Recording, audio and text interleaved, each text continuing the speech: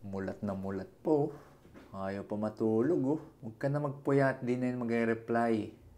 Pero kung gusto mo na matulog at nahihirapan ka talaga, may ituturo ako sa inyong technique. So, ang tawag po dito, box technique. So, matutulungan po nito yung katawan nyo na ma-relax, lalo na pag talagang gising na gising pa yung diwa, hindi kayo makatulog kahit nakailang pihit na kayo sa kama nyo. So, una, mag-inhale lang tayo for 4 seconds.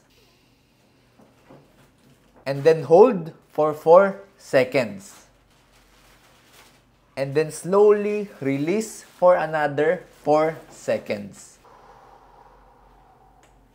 And then, magpigil ulit ng hininga for 4 seconds. So, inhale ng 4, pigil ng 4, exhale ng 4, and pigil ulit ng 4 seconds. Nakabawas din po yan ng anxiety, nakaka-relax ng ating muscles, at mas nape-prepare po yung katawan natin para sa mas mahimbing na pagtulog. Makakatulong din po kung ilalayo na yung ating mga gadget at didiliman ng todo yung ating kwarto. Tandaan, huwag pagpupuyatan kung hindi